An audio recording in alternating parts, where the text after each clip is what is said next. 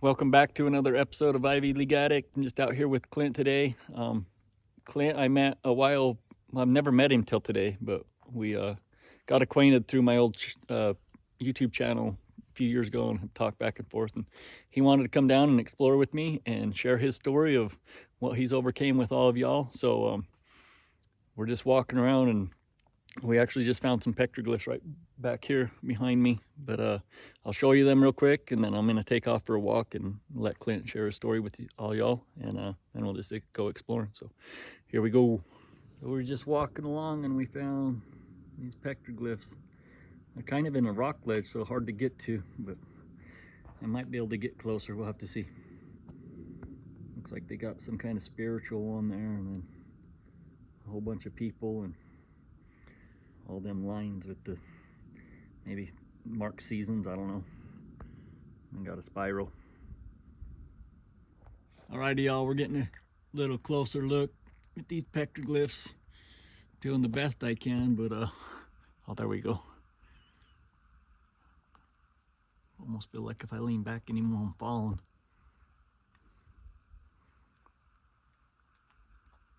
Anyways, it's pretty cool, and we're gonna head on and adventure a little more. Well, Dustin gave me his phone and said, just go over there and sit under the cedar trees and find some inspiration and tell your story. It's easier said than done. I'm nervous as hell. But hey, that's all right. 1997, I became addicted to pain pills. That lasted 10 years. 2007, I gave up everything I had and moved 3 hours away from my hometown, and just knew that something had to change. I had to do something drastic to get away from my addiction, from all the people that I knew that I used with, everything else like that. What brought me to that breaking point was my son. He was about a year old, and I was in the room using, and he came walking in, crawling in. Anyways, he looked up at me, and I'll never forget that look in his eyes of unconditional love. I mean, it hit me, and it was my turning point. It was my point of something has to change. Where I was going was pretty much prison or dead. I was talking with Dustin on the way out here to where we're at, and I was telling him, there's only, counting myself, there's only four of us that I know that I used to use with, that are still alive, that are still here. Everybody else is dead. Everybody OD'd. Such a waste. Since I got sober in 2007, I kind of just kept to myself, and I shared my experiences. I reached out to God, asked for forgiveness from him. As many people as I could, that I could remember hurting along the way with my addiction. I reached out to them, asked them for forgiveness.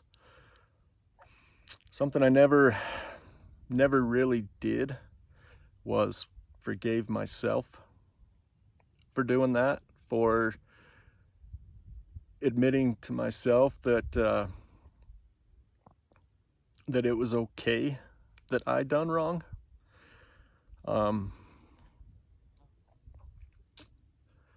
So in October, this last October, I was out elk hunting and wasn't having a very good day. I was kind of down, and was in a spot similar to this.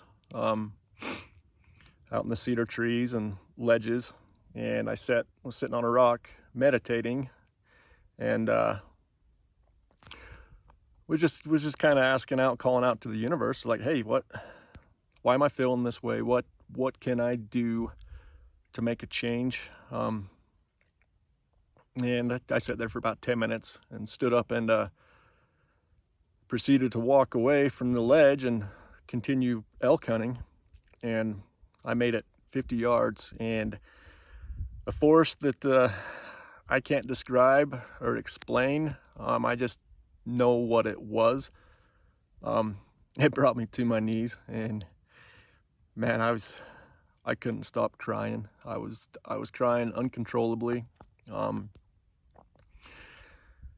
This is the part where you guys are gonna think, hey, Dustin and Clint's out there eating shrooms and peyote, wandering through Indian camps. Hey, that's all right. I'm telling my story. When I was on my knees crying uncontrollably, I couldn't physically see them, but there was two people there with me, two angels. I know who they were.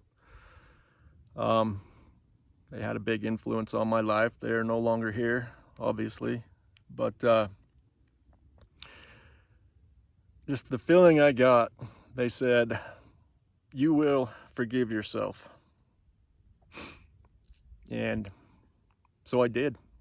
You know, I looked back at all the wrong I had done, looked back at the place I felt I should be in life right now, and I wasn't, and I forgave myself for that. You know, it was powerful. Cried for a couple more minutes, stood up, and started walking. And I tell you, that feeling, I honestly felt 10 years younger.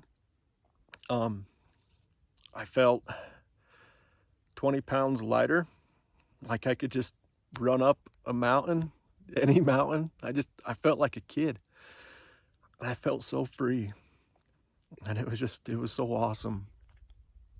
So people, if you haven't forgiven yourself, take the time, put in the work, whatever you got to do. Forgive yourself. It's a life-changing experience. You know, like I said, I got 10 years experience as being a drug addict. Been through it all. I've seen it all. If you're there, if you're struggling, reach out. I'm here, you know, and I know Dustin, he's a good dude. He'll do what he can to help. That's all I got. I'm gonna go find Dustin. Onward. Thank you. Well, here we are, y'all. We're back. We're just kind of right by a little Indian camp, finding some chippings. Got a piece of an arrowhead, but it's all busted off. It's just kind of the middle section, and we found these pictograms and petroglyphs. These ones are really cool. They almost look like they're tattooed into the rock. It's soaked so much into it, you can't really tell what it is. But we got like a person, a pod, or something here. This one is really, really cool. But anyways, I'm going to flip this around. There's a few petroglyphs here as well, and some old stuff, but I'll show you and let you check it out.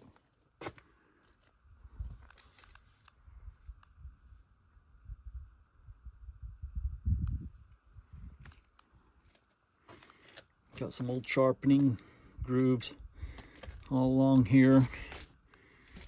Got a spiral, another spiral. Got a couple little things right there.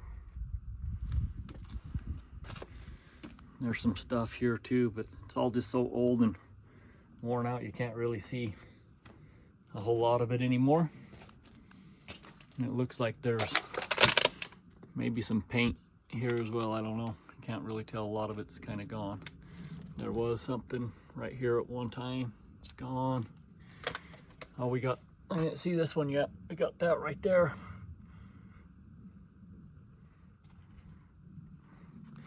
And then we got that little thing.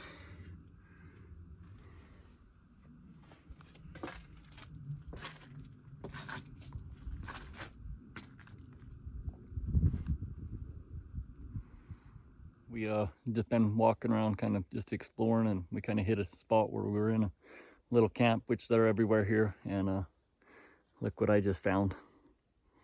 Found a little arrowhead. Nice pretty little one. It's just amazing to be able to hold something like that in your hands that was made possibly thousands of years ago by somebody else and then left behind, and now it's right here in my hand. So anyways, we're just exploring. I found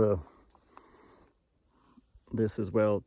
It's broke, but it's a part of a scraper. So anyways, we're just gonna keep exploring and see what we can't find, and hopefully we're back soon with something cool.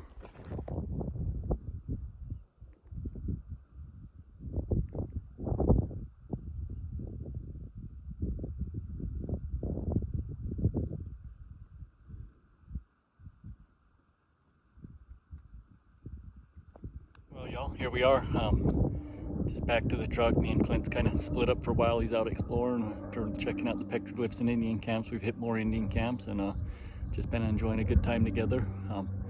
I hope you enjoyed his story, and I really enjoyed having him down here and meeting him today, and just coming out into this beautiful, amazing place and sharing it with him, and just talking and, you know, giving each other strength and hope. He's got, you know, 17 years clean or something like that. And both kind of have similar stories, came from the similar area. He grew up in a town away from me, a few years older, and we just barely crossed paths, and that's a pretty amazing thing. And I see many more adventures to come with him, and just have a good time. So anyways, we're gonna check out of here for the day.